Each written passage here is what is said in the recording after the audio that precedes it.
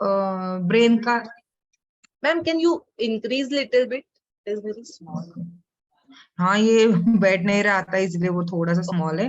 कल जो हमने देखा था ना ब्रेन का, वही है, सिर्फ ये डिस्ट्रीब्यूशन में एक चार्ट में बिठाया है। ब्रेन के थ्री पार्ट्स देखे थे हमने, fore brain, mid brain, hind brain. Okay, fore brain का फिर से सेरेब्रम देखा था, फिर उसके हेमिस्फीयर देखे थे राइट एंड लेफ्ट, और फिर वो जो लोब है, parietal lobe, occipital lobe, temporal lobe and frontal lobe, ये उसके प्रकार सेरेब्रम के दिए हुए हैं। लिम्बिक सिस्टम के हमने देखा था एमिगडाला, हिप्पोकैम्पस, सेप्टम, ये देखा था। और फिर हमने डायनसेफेलन देखा था जिसके पार्ट से थैलेमस एंड हाइपोथैलेमस। ओके, फिर एक मिड ब्रेन देखा था, और फिर हिंड ब्रेन के 3 पार्ट्स देखे थे, pons, cerebellum and medulla. Okay, ये सिर्फ एक इसमें डाला था, और एक इंपॉर्टेंट थिंग रह गई थी जिसको बोलते हैं मेनिंजेस। ओके, ब्रेन मेम्ब्रेन, जो ब्रेन के प्रोटेक्शन के लिए आउटर लेयर होता है, उसको मेनिंजेस बोलते हैं। हमने बहुत बार सुना है ना, मेनिंजाइटिस हो गया, मेंदुला ताप चढ़ला, that is called meningitis, means meninges को इन्फेक्शन होना। Okay, 3 layers of membranes known as meninges protect the brain and the spinal cord, दोनों को भी प्रोटेक्ट करते हैं। स्पाइनल कॉर्ड आते समय मुझे याद है कि ये नहीं था, तो इसको भी, ब्रेन को भी वही प्रोटेक्ट करती है, और स्पाइनल कॉर्ड भी यही करती है। द डेलिकेट इनर लेयर, और उसको, उसके 3 नाम हैं। जो अंदर का लेयर है उसको बोलते हैं पाया मैटर, जो मिडल लेयर है उसको बोलते हैं arachnoid, and web like structure filled with fluid that cushions the brain, and the tough outer layer is called the dura mater. ये देखो, ये कैसे ये रहता है। अभी ये ब्रेन है, और ब्रेन के बाजू में ये ऐसे 3 लेयर्स रहते हैं। ओके, ये ऐसे छोटे स्मॉल थिंग दिख रहे हैं ना, ये ओके, ये स्कल है, और उसके ऊपर ये ब्रेन है, और फिर उसके ऊपर ये जो दिख रहा है अंदर का लेयर है उसको बोलेंगे पाया मैटर, मिडल का लेयर है उसको बोलेंगे एराक्नॉइड, और आउटर मोस्ट लेयर है उसको बोलेंगे dura mater. Same spinal cord में ही ऐसे ही सेम स्पाइनल कॉर्ड के बाहर में मेम्ब्रेन रहती है, उसको भी मेनिंजेस ही बोलते हैं, और उसमें भी 3 लेयर्स होते हैं, pia mater, arachnoid mater and dura mater. Okay, अभी ये क्या है, these coverings together form the meninges, ये 3 कवरिंग को मिला के मेनिंजेस बोलते हैं। Arachnoid and pia mater are separated by a space which contains the cerebrospinal fluid. Very important, CSF, what is CSF देखते हैं। ये जो एरेक्नॉइड एंड पाया मैटर का ये है, एरेक्नॉइड और पाया मैटर के बीच में ये जो स्पेस रहती है थोड़ी बहुत, तो उसमें सेरेब्रोस्पाइनल फ्लूइड का वहन होता रहता है। आपने देखा होगा बहुत सारे डिजीजेस में सेरेब्रोस्पाइनल फ्लूइड निकाल लिया है ना, इन्फेक्शन है क्या देखने के लिए, सेरेब्रो मींस थोड़े से हायर डिसीज में, जैसे कि कैंसर हो गया, कुछ बाकी पीठ का इसका ये हो गया, उसमें सेरेब्रोस्पाइनल फ्लूइड निकालते हैं, कुछ ब्रेन का कुछ हो गया तो उसमें भी निकालते हैं। तो सेरेब्रोस्पाइनल फ्लूइड ये काम क्या करता है, देखो, cerebrospinal fluid, it circulates the whole brain right up to the end of the spinal cord. It supports and protects the delicate structures of the brain and the spinal cord. Okay, ये support करता है, cushioning करता है, protect करता है, क्योंकि brain के अंदर के भाग बहुत ही डेलिकेट है, उनको प्रोटेक्शन करने का काम ये क्या करता है, कुशन की तरह काम करता है cerebrospinal fluid. Maintaining the uniform pressure, brain में पूरा जो प्रेशर है वो मेंटेन करने का काम इसका है। It acts as a cushion and shock absorber. It also nourishes the brain and the spinal cord. Nourishment जो है अपने ब्रेन को और स्पाइनल कॉर्ड को इसके थ्रू होती है, CSF के थ्रू। इसका शॉर्ट फॉर्म है CSF, एक शॉर्ट फॉर्म है सेरेब्रोस्पाइनल फ्लूइड का। Okay, cerebrospinal fluid, cerebro C, spinal S और फ्लूइड F। सेरेब्रोस्पाइनल फ्लूइड बहुत इंपॉर्टेंट है, ये याद रखना। हाँ, I told you that students should remember in a better way. It circulates and the khali gaya. Next para lag gaya. It circulates. The function of CSF is, if you don't mind, हाँ ठीक है sir, don't take it. नहीं correct है। The function of CSF is, and it acts as a way. The function of Varti, it circulates again. Okay, it circulates the whole brain right up to the end of the function of CSF is 1, 2, 3 separate line. The function लियाने underline करा. So 1, 2, 3 ऐसा करा. Okay. खाली गया. and एक line type कर, the function of CSF is as follows. Is as follows. 1 small 1 bracket 2 2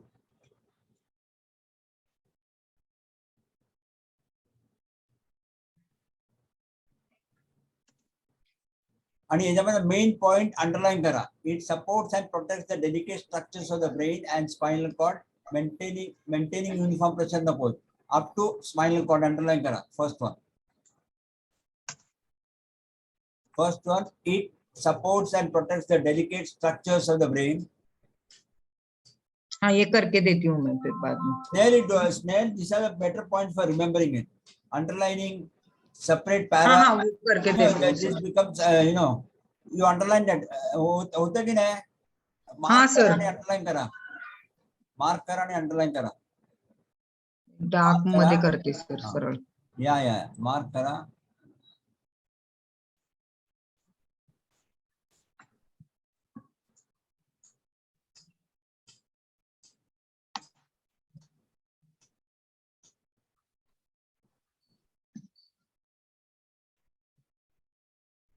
Yes, that is also do. Yes, challenge. Second full kara. Cushion and shock observer. Yeah. Second full, third full. Yes. Third full.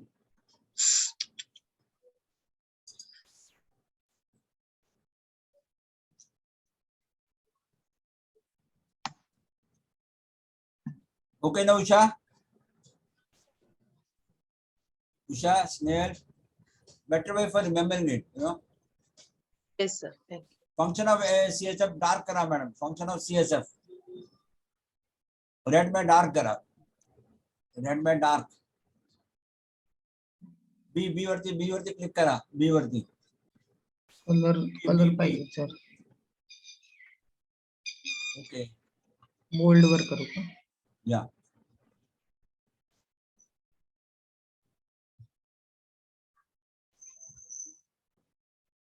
Underline नको. चलो next. ठीक है. समझ में आया meninges का काम क्या है? कुशन की तरह काम करता है. और अभी मैं आपको क्वेश्चन भी पूछने वाली हूँ बाद में कि आपको मालूम है कि क्यों स्ट्रेट बैठने को बोलते हैं. हम बच्चों को भी बोलते हैं और हमको भी ये किया है कि स्ट्रेट बैठना है. तो उसका भी रीजन मुझे बताना है. तो उसमें भी CSF का रोल है. इधर तक आए. ब्रेन खत्म हो गया था ना. स्पाइनल कॉर्ड फिर से लू क्या 2 मिनट में? थोड़ा सा चेंजेस किए. स्पाइनल कॉर्ड स्टार्ट किया. हाँ, स्पाइनल कॉर्ड हुआ था. एक स्लाइड हुई थी. Spinal cord, 2 consecutive rows of the nerve roots emerges. अभी हमने ब्रेन का पूरा पार्ट देख लिया. उसके पूरे ब्रेन के 3 पार्ट्स और वो उसके फिर क्या क्या है, उसमें क्या क्या आता है, क्या क्या कौन सा काम करता है, उतना हमने देख लिया. अभी दूसरा पार्ट आ गया स्पाइनल कॉर्ड. ओके. तो इसमें 2 consecutive rows of the nerve roots emerges on each of its side. These nerve roots join distally to form 31 pairs of spinal nerves. हाँ, दिस ये कैसे आ गया? एक मिनट, ये डायरेक्टली आ गया.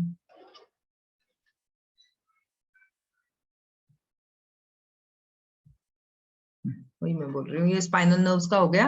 पहले स्पाइनल कॉर्ड क्या है देखते हैं. The spinal cord extends from the foramen magnum where it is continuous with the medulla to the level of the first और second lumbar vertebra. Okay. Foramen magnum मैंने कल भी बताया था. What is foramen magnum? एक ऐसे ये रहता है, मीन्स जो ब्रेन से आता है ना, वो नीचे ऐसा कवटी जैसा रहता है, इसमें गोलाकार रहता है, वो पोकड़ी रहता है, और उसमें से वो स्पाइनल कॉर्ड अंदर नीचे चला जाता है। तो किधर तक चला जाता है? लंबार वर्टिब्रे के फर्स्ट और सेकंड लंबार वर्टिब्रे तक इसका पूरा लेंथ है। It is a vital link between the brain and the body and from the body to the brain. The spinal cord is 40 to 50 centimetre long, याद रखना 40 to 50 centimetre long, about 18 inches. Inches में भी याद रखना, कुछ कुछ क्या क्या होता है, कभी कभी सेंटीमीटर में पूछते, कभी कभी इंचेस में पूछते। तो हर एक का मीन्स इसका और जो अपना डाइजेस्टिव सिस्टम का मैंने बताया था ना, उसका भी इंचेस और सेंटीमीटर दोनों भी याद रखना। And 1 centimeter to 1.5 centimeter in diameter. The spinal cord is safely placed within the spinal canal of the vertebral column. Okay, vertebral column के स्पाइनल कैनाल में ये स्पाइनल कॉर्ड रहता है। मीन्स ऊपर क्या रहता है? वर्टिब्रल कॉलम, जो हम बोन बोलते हैं ना, अपने पीछे जो वर्टिब्रल कॉलम रहता है उसके अंदर ये स्पाइनल कॉर्ड सिचुएटेड रहता है। It is composed of grey matter in the centre surrounded by white matter. अभी उल्टा है, देखो ब्रेन में हमने कैसे देखा था, बाहर के बाजू में ग्रे मैटर था और अंदर के बाजू में व्हाइट मैटर था। स्पाइनल कॉर्ड में अपोजिट रहता है, अंदर के बाजू में ग्रे मैटर रहता है और बाहर के बाजू में व्हाइट मैटर रहता है। Okay, spinal cord is wrapped by dura arachnoid pia, जो अभी हमने देखा, and CSF is present in the central canal of the spinal cord. CSF means cerebrospinal fluid, वो एराक्नोइड और पायामीटर के बीच में जो गैप है उसमें फैला हुआ रहता है सेरेब्रोस्पाइनल फ्लूइड। वो स्पाइनल कॉर्ड में भी रहता है, ब्रेन में भी रहता है। Just as the skull protects the brain, vertebrae protects the spinal cord. जैसे स्कल ब्रेन को प्रोटेक्ट करने के लिए स्कल है, वैसे स्पाइनल कॉर्ड को प्रोटेक्ट करने के लिए वर्टिब्री है। अभी ये वर्टिब्री का पढ़ाई आपको मस्कुलोस्केलेटल सिस्टम में पूरा हो जाएगा, फिर भी मैंने 2-4 लाइन्स इधर लिखी है। The vertebrae are separated by discs made up of cartilages which acts as a cushion, reducing the forces generated by movements such as walking and jumping. Okay, तो वर्टिब्री जो एक वर्टिब्रा, सेकंड वर्टिब्रा, मैंने इधर आपको एक कल ये दिखाया था। हाँ, ये देखो, ये जो है ना, इसको वर्टिब्री बोलते हैं। ऐसे एक के ऊपर एक, एक के ऊपर एक, एक के ऊपर ऐसे वर्टिब्री रहते हैं। उसके उन अंदर एक लाइन जाती है, उसमें स्पाइनल कॉर्ड गई हुई रहती है। ओके, तो the vertebrae are separated by disc, disc से सेपरेटेड रहते हैं और जो कार्टिलेजेस से बने हुए हैं, जो कुशन का काम करते हैं। उसकी वजह से क्या होता है? Reducing the forces generated.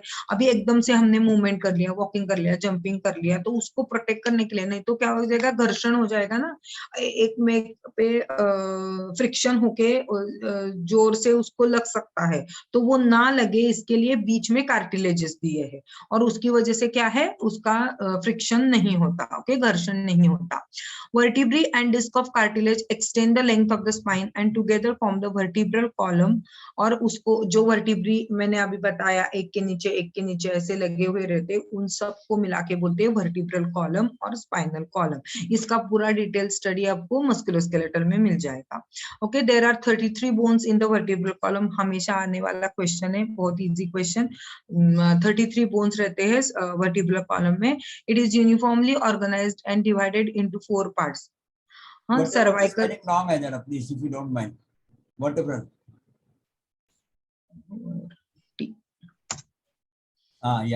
तो डिवाइडेड इनटू 4 पार्ट्स। सर्वाइकल जो है वो 7 है, थोरैसिक जो है 12 है, लंबर जो है 5 है, सैक्रल और कॉसिक्स जो होता है वो फ्यूज्ड रहता है। ओके, अभी इधर देखो, ये स्पाइनल नर्व्स का दिया है, ये देखो ऐसे कर्वेचर में रहता है ये पूरा।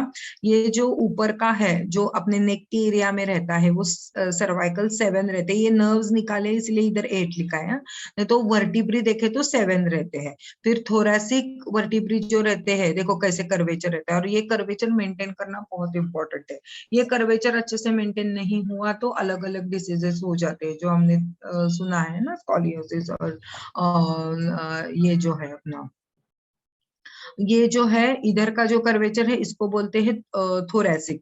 फिर ये जो है इधर 5 जो है लंबर, और फिर अंदर चला जाता है, ये है sacrum and cos x. Okay, cervical है 7, फिर थोरैसिक है 12, फिर लंबर है 5 और सैक्रम एंड कॉसिक्स मिला के, सैक्रम के 5 और कॉसिक्स के 4, ऐसे मिला के 9। तो कुल मिला के 33 बोन्स अपने स्पाइनल कॉर्ड में है, सॉरी अपने वर्टिब्रल कॉलम में है।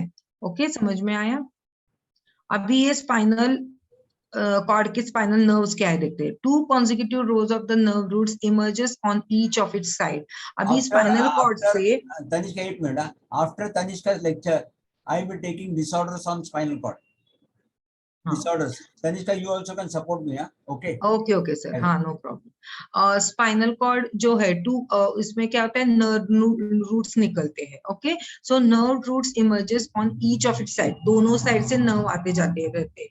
Okay, these nerve roots join distally to form 31 pairs of spinal nerves। spinal nerves के pairs कितने रहते हैं? 31 pairs रहते हैं। अभी इसमें कितना cervical nerve pair 8 रहता है। okay, जो nerves starting in the neck and running mostly to your face and head। okay, cervical से जो nerves निकलते हैं बाहर वो 8 रहते हैं, और वो किधर किधर सप्लाई करते हैं? अपने फेस को और हेड को सप्लाई करते हैं।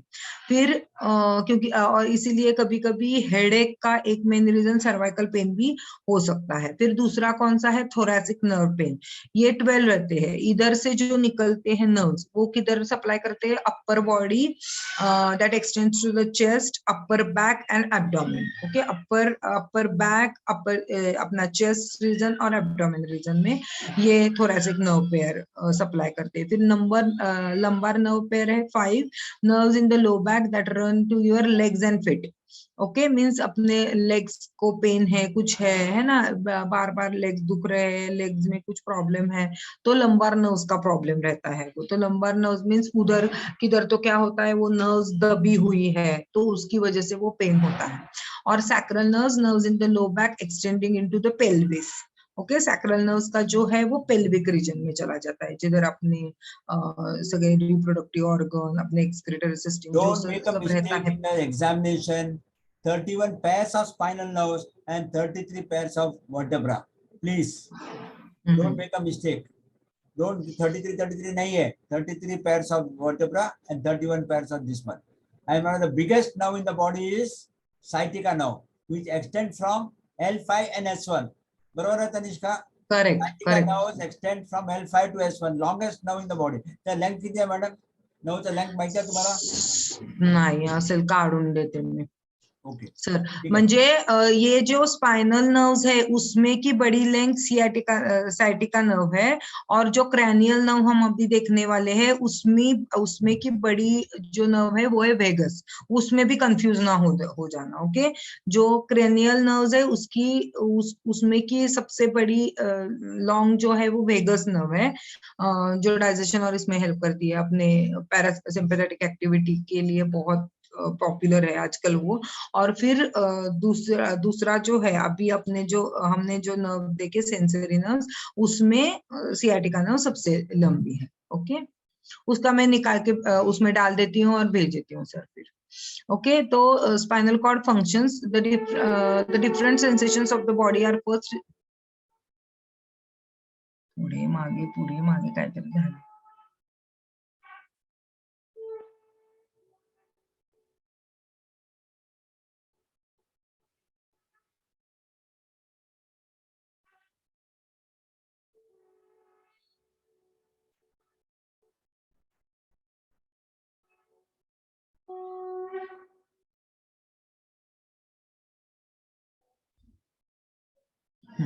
अभी इधर से स्टार्ट है और फिर दूसरा जो है वो इधर है। The different sensations of the body are first received in the spinal cord। पहले क्या होता है, sensation जो है spinal cord को जाता है and then passed on to the brain in sensory nerves। Similarly, the impulses of the motor nerves are first received in the spinal cord and then passed on the concerned body part of the organ। Okay।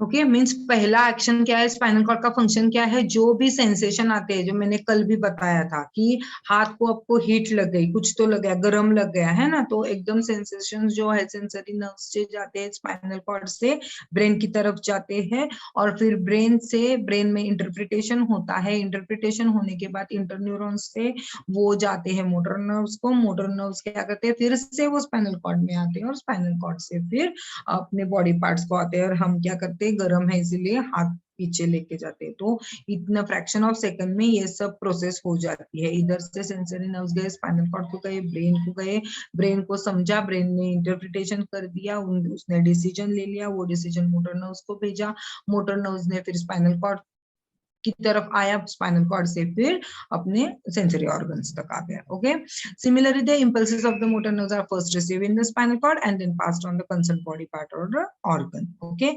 reflex action भी एक spinal cord का function है। It is the self-protective mechanism. It is defined as an immediate motor response to a sensory stimuli without consciousness. That is, when there is a danger from the external environment, the sensory nerves are stimulated and motor or body responds to it immediate. This is controlled by the spinal cord. The brain is bypassed. Means इसका अर्थ example में समझ में आएगा.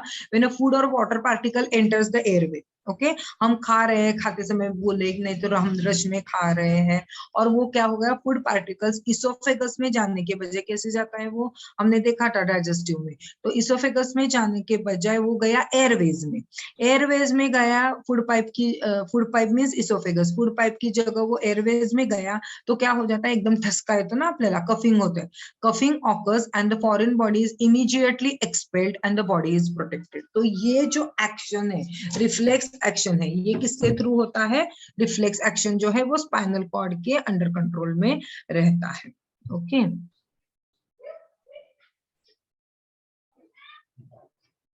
अभी reflex action कैसे होता है इतना आपको डिटेल नहीं पूछेंगे, लेकिन मैं बताती हूँ कैसे होता है। Stimulation of the sensory nerve endings in the skin means अभी प्रिकिंग हो गया, पिन इधर प्रिकिंग हो गई, impulse through the sensory nerve fibres to the sensory nerve cells in the posterior ganglion, receiving and perceiving the sensation by the inner grey matter of the spinal cord. Spinal cord से वो चला गया जो हमने देखा था ना, इधर से सेंसेशन हो गया, सेंसरी नर्व फाइबर्स को गया, सेंसरी नर्व फाइबर का ही अंदर का मटेरियल जो रहता है पोस्टीरियर गैंग्लियन की तरफ गया, फिर वो इनर ग्रे मैटर की तरफ गया स्पाइनल कॉर्ड के, order of motor nerves and the white matter of the spinal cord.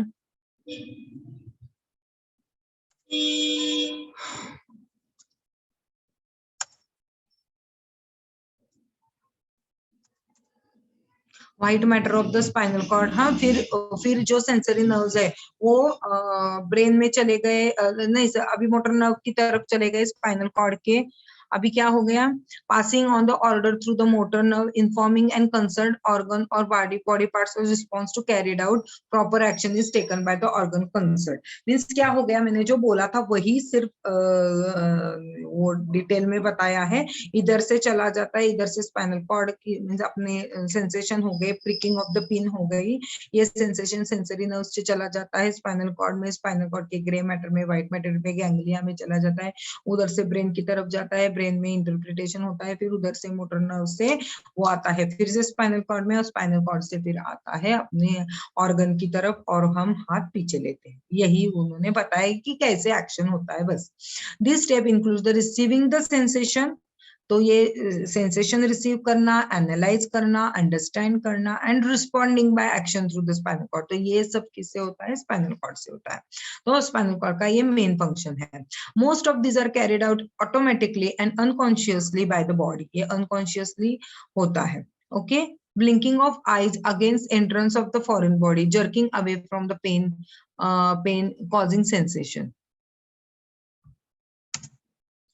तो जब फॉरेन बॉडी एकदम से आंख में चली जाती है, हम एकदम ब्लिंक करते हैं ना, तो वो बाहर चली जाए, तो ये जो रिफ्लेक्स एक्शन है पूरे, ये रिफ्लेक्स एक्शन स्पाइनल कॉर्ड के अंडर रहते हैं, इतना ही बताना है इसमें। अभी मुझे बताओ, why vertebral column has curvature, अभी स्ट्रेट कर्वेचर क्यों नहीं दिया है वर्टिब्रल कॉलम को, ये भी आपको लेंगे मस्कुलोस्केलेटल सिस्टम में, लेकिन ये थोड़ा सा इंपॉर्टेंट लगा तो मैंने डाला। वर्टिब्रल कॉलम हमारा ऐसा स्ट्रेट क्यों नहीं रहता, ऐसा थोड़ा सा कर्वेचर क्यों डाला है, तो मेन इसका रीजन है कि बॉडी जो बॉडी का जो ये है अपना शरीराचा तोल सांभाळायला म्हणतो ना आपण, to maintain the balance of the body, means body का बैलेंस जो है उस कर्वेचर पे ये होना है। एकदम स्ट्रेट रहता तो वो पूरी बॉडी का बैलेंस नहीं संभाल पाता, इसीलिए वो कर्वेचर रखा हुआ है। और हम बोलते हैं ना हमेशा स्ट्रेट क्यों बैठना, तो स्ट्रेट बैठने के 3 रीजन है, ये ओरल में पूछ सकते हैं। ओके, तो एक तो स्ट्रेट बैठने से क्या होता है, लंग्स जो है देखो एकदम से एक्सपांड हो जाते हैं ना, इरेक्ट हो जाते हैं, एक्सपांड हो जाते हैं, उसकी वजह से क्या होता है, ऑक्सीजन कंजम्पशन इंक्रीज हो जाता है। फिर अभी जो हमने स्पाइनल कॉर्ड में देखा, स्पाइनल कॉर्ड में जो सीएसएफ है उसका मेंटेनेंस देखा है। देखो कभी भी पाइप है, हाँ, और वो चोक हुई है, जो ऐसे बैठने से क्या होगा, वो जो पूरी पाइप अच्छे से सीएसएफ बह रहा है वो अच्छे से नहीं बह रहा है, क्योंकि वो पाइप किंक हो गई, पानी से पाइप किंक हो गई तो फ्लो उसका अच्छे से नहीं जाता, डिक्रीज हो जाता है। वही हम स्ट्रेट बैठे, वो पाइप स्ट्रेट है तो फ्लो अच्छे से जाएगा, सीएसएफ का फ्लो अच्छे से जाएगा, सीएसएफ अच्छे से काम करेगा, ब्रेन और स्पाइनल कॉर्ड अच्छे से नरिश होगा, तो हमको थकान कम नहीं होगी, हमको फ्रेश लगेगा। सीएसएफ का काम क्या है, जो है वो अच्छे से हो जाएगा, उसका फ्लो अच्छे से अपने शरीर में हो जाएगा। तो ये दूसरा कारण है कि हमको स्ट्रेट क्यों बैठना है, लंग्स एक्सपांड हो जाते हैं, सीएसएफ का वन अच्छे से हो जाता है। और तीसरा है कि वर्टिब्रा, देखो वर्टिब्रा के ऊपर वर्टिब्रा जो मैंने बोला था कैसे रहते हैं, ये 33 वर्टिब्रा एक के ऊपर एक ऐसे धसे हुए रहते हैं, और एक वर्टिब्रा के और दूसरे वर्टिब्रा के बीच में गैप रहता है।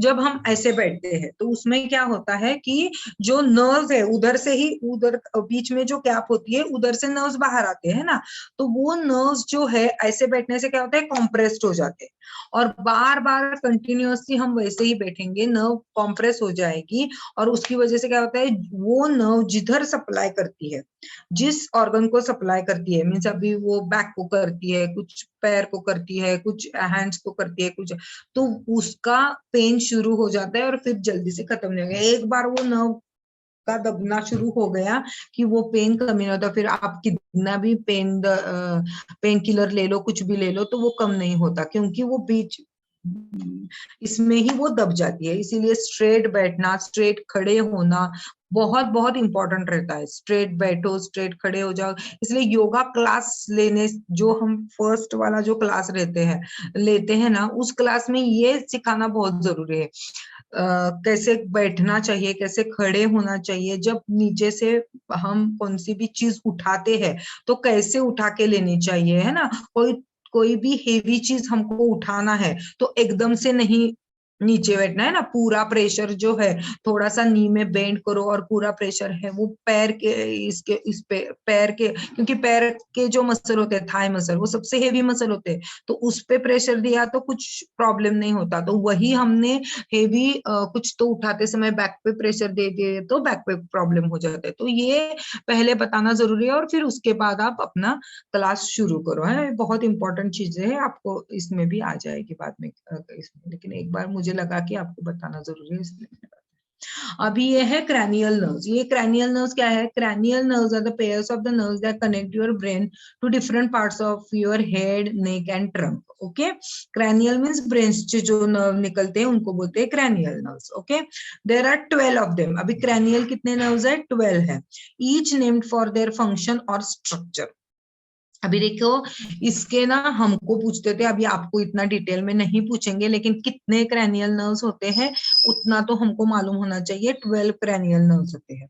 ओके, अभी इसके देखो पहला, और ये नाम से बोलते हैं, पहला जो है, फर्स्ट जो है रोमन अंक में होता है, इसमें मुझे नहीं दिखा कैसे करना है इसलिए मैंने नहीं किया। तो रोमन अंक में रहता है, फर्स्ट जो है olfactory, then optic, then oculomotor, trochlear, trigeminal, फिर एब्ड्यूसेंस, फेशियल, वेस्टिबुलर, ग्लोसोफेरेंजियल, 10 की जो है वेगस, 11 जो है एक्सेसरी, और 12 जो है हाइपोग्लॉसल। तो ये जो नंबर है वो भी याद रखना जरूरी हो जाते हैं, आपको इतना डिटेल में नहीं पूछेंगे।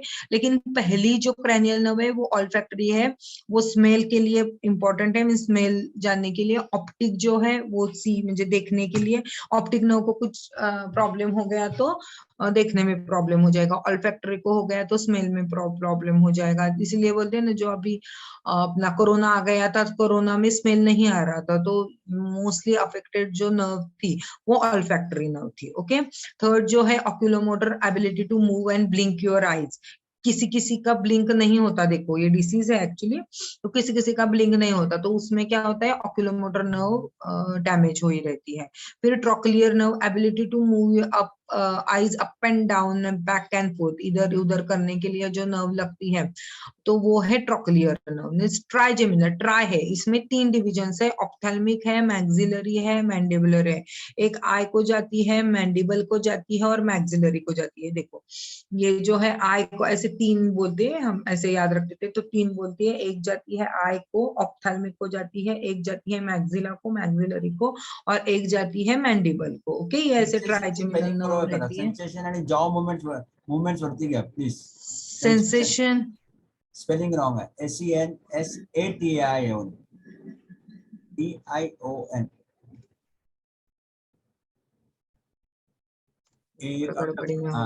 Sensation. Sensation in your face and cheeks, taste and jaw, नहीं वो नीचे आ रहा था सर। फिर 6 जो है वो एब्ड्यूसेंस है, ability to move your eyes. फिर 7 जो है फेशियल है, facial expression and sense of the taste. Okay, facial expression के लिए फेशियल नर्व बहुत इंपॉर्टेंट है। ये आपने देखा होगा फेशियल नर्व कब आपने देखा होगा जो फेशियल पैरालिसिस आपने किधर से सुना होगा, सिर्फ फेशियल को पैरालिसिस होता है तो उसमें ये फेशियल नर्व ये हो जाती है। ओके,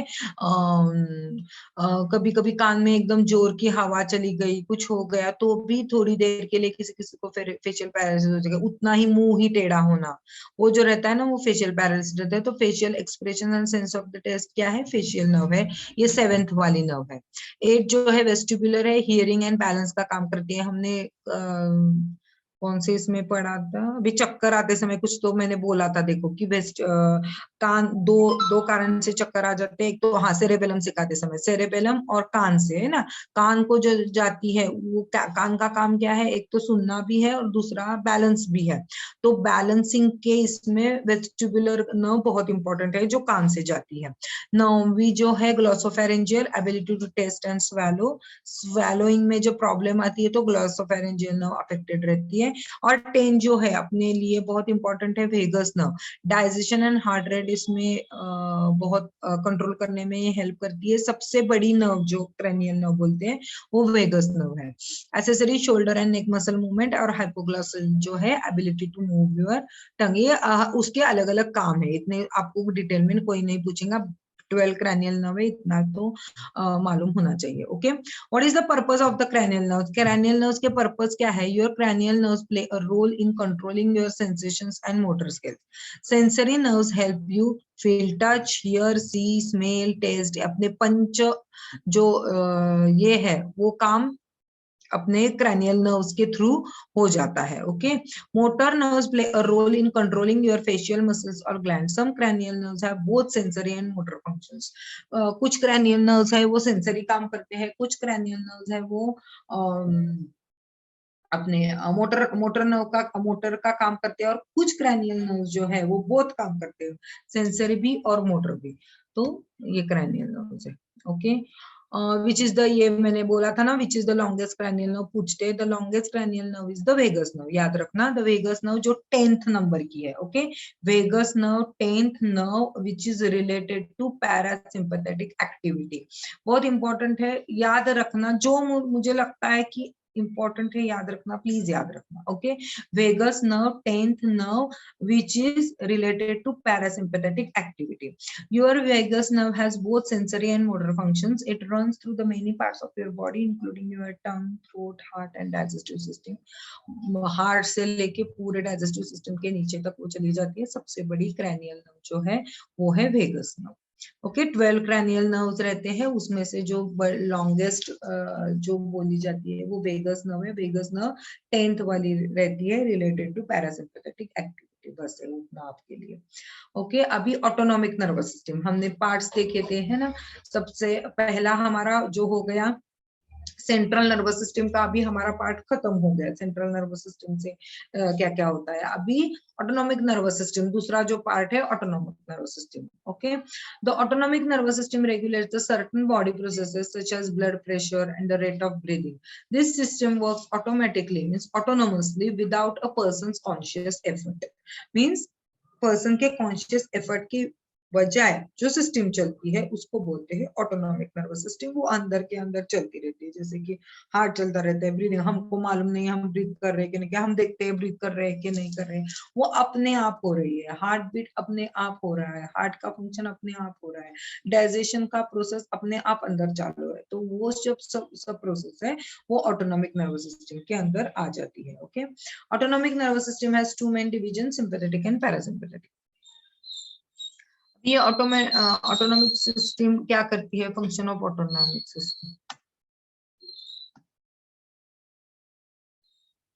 क्या है, फंक्शन ऑटोनॉमिक नर्वस सिस्टम का। The autonomic nervous system controls the internal body processes such as following. क्या क्या करता है, blood pressure, heart and heart rate जो अभी हमने बताया, ब्रीदिंग रेट्स, बॉडी टेम्परेचर है वो मेंटेन करना, डाइजेशन है, मेटाबॉलिज्म है, the balance of the water and electrolytes जैसे सोडियम एंड कैल्शियम, उसका भी लेवल अच्छे से होना चाहिए ना, वो भी कम हो गया तो डिहाइड्रेशन होता है, स्किन अपनी एकदम इलास्टिसिटी खत्म हो जाती है, लूज होती है, डिहाइड्रेशन होने की वजह से चक्कर वक्कर भी आ सकता है, वो प्रॉब्लम होता है। तो production of the body fluid, saliva, sweat, tears, वो भी अच्छे से होना जरूरी है, नहीं तो ड्राई आईज है ना, ड्राई माउथ जैसे डिसीजेस होने लगते हैं, यूरिनेशन, डिफिकेशन, ये सब जो है वो ऑटोनॉमिक नर्वस सिस्टम के अंदर आ जाता है।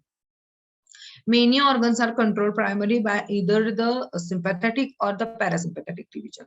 Sometimes the two divisions have opposite effects of the same organ. For example, the sympathetic division increases the blood pressure and the parasympathetic division decreases. ये दोनों मिलके काम करता है, दोनों मिलके काम करता है, इसलिए अंदर का होम्योस्टेसिस जो है वो मेंटेन किया जाता है. Okay. Overall, the two divisions work together to ensure that the body responds appropriately to different situations. Okay.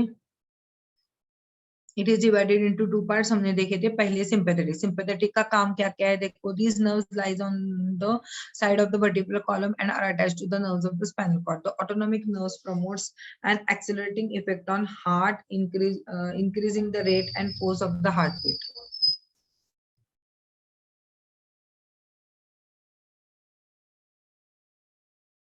मैं बाद में करके देती हूँ.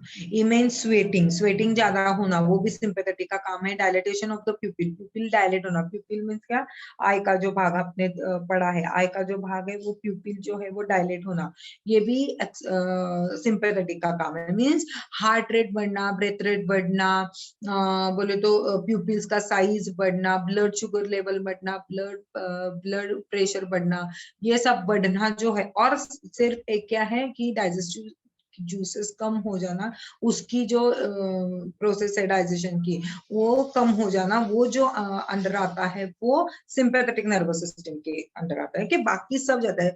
मैंने इसका एग्जांपल भी दिया था कि जब कुत्ता पीछे आ रहा है, हम दौड़ रहे हैं, तब हमको भूख नहीं लगती, सब बढ़ा हुआ रहता है, हार्ट रेट बढ़ा होता है, रेस्पिरेटरी रेट बढ़ा है, हाँ, ब्लड प्रेशर बढ़ा है, ब्लड ग्लूकोज बढ़ा है, क्योंकि ग्लूकोज शरीर को चाहिए, लेकिन उस टाइम डाइजेशन कम है. तो सिंपैथेटिक नर्वस सिस्टम में ये सब बढ़ता रहता है, डाइजेशन कम हो जाता है. और पैरासिम्पैथेटिक में उल्टा है, ये सब कम होता है और डाइजेशन अच्छे से इंप्रूव्ड रहता है. Okay. Parasympathetic nervous system, it is the nerve fibers in a small extent present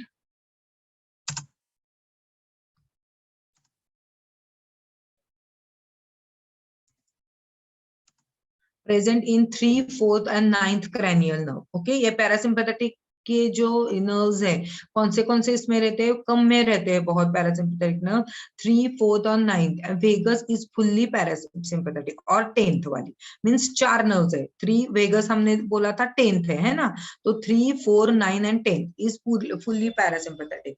the majority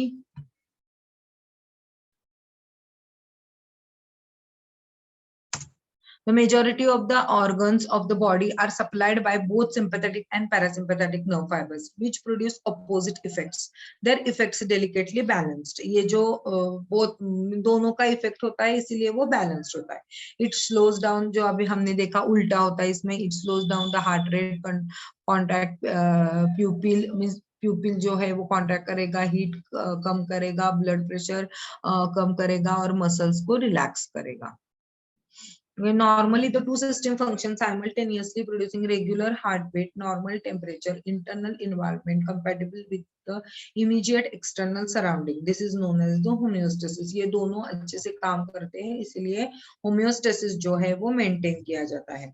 When a person is under constant stress, tension, etc., the sympathetic system becomes more active, and some or other system or organs of the body is affected, causing disorder or disease. Okay, ये हमेशा stress में आने की वजह से, हमेशा tension में आने की वजह से क्या होता है, सिंपैथेटिक जो सिस्टम है वो एक्टिव हो जाती है और फिर डिसीजेस शुरू होते हैं, जैसे कि हाइपरटेंशन, डायबिटीज एक्सेट्रा. अभी एक है ईईजी, जैसे हमने हार्ट में देखा था, हार्ट में क्या है, ईसीजी. वैसे ब्रेन का ग्राफ निकालने के लिए जो जिसका यूज किया जाता है वो है EEG. We can study the activity of the brain. जैसे एक्टिविटी ऑफ द हार्ट जो देखते हैं ईसीजी से, इलेक्ट्रोकार्डियोग्राम. ओके, नहीं तो ईकेजी भी बोलते हैं, फॉरेन में इसको ईसीजी नहीं तो ईकेजी बोलते हैं. और जो ब्रेन का जो ग्राफ है, एक पेपर में आया था, ब्रेन का ग्राफ किससे मेजर किया जाता है, तो ईईजी, इलेक्ट्रोएन्सेफेलोग्राम. ओके, इतना याद रखना, EEG. We can study the activity of the brain through its electrical impulses and its graph is called इलेक्ट्रोएन्सेफेलोग्राम.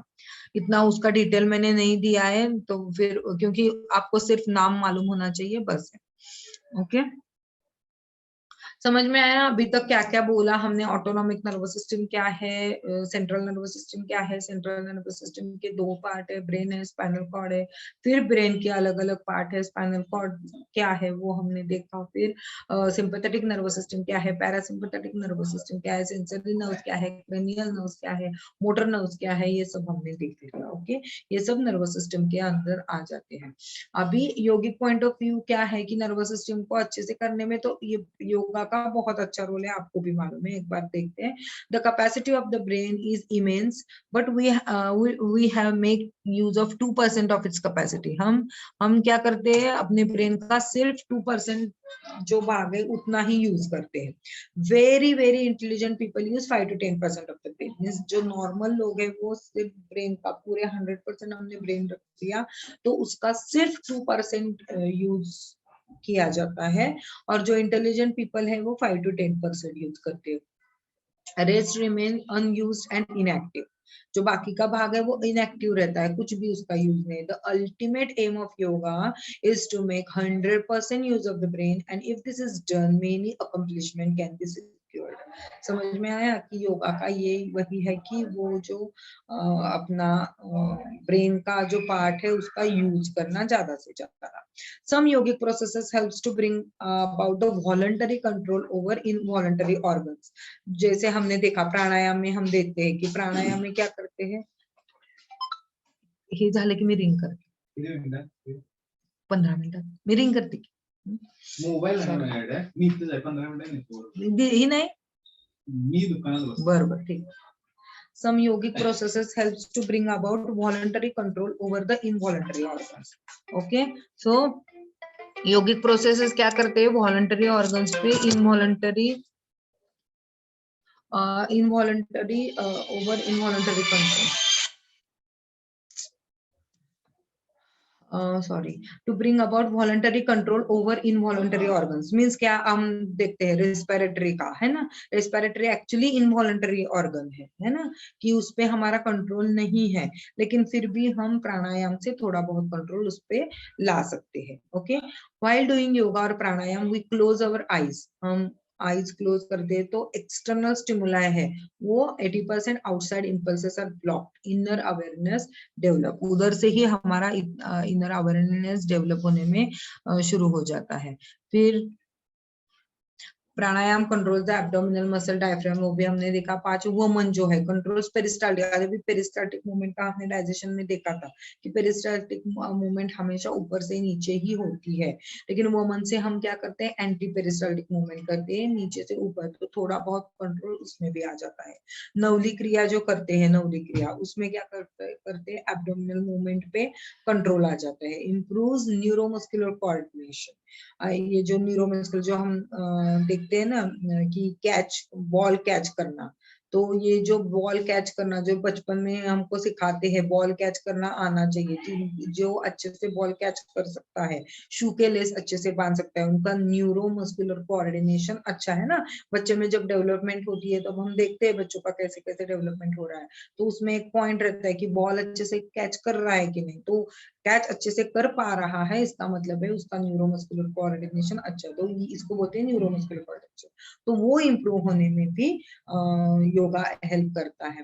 With the regular practice of postures, pranayama and relaxation techniques, the mind, emotions and thoughts stabilize. ये तो हमको मालूम है, योग चित्त वृत्ति निरोध, हमारा पहला ही श्लोक जो है, चित्त वृत्ति का निरोध करना, और चित्त वृत्ति का निरोध हो गया कि मन स्टेबलाइज होने में बहुत हेल्प हो जाती है। Study of yoga improves intelligence, knowledge, concentration, memory, imagination and awareness. Okay, along with yoga sadhana, spiritual strength also increases. Okay, योग साधना से अपनी spiritual strength, stability, strength भी बढ़ जाती है। ओके, समझ में आया क्या क्या हमने सीखा?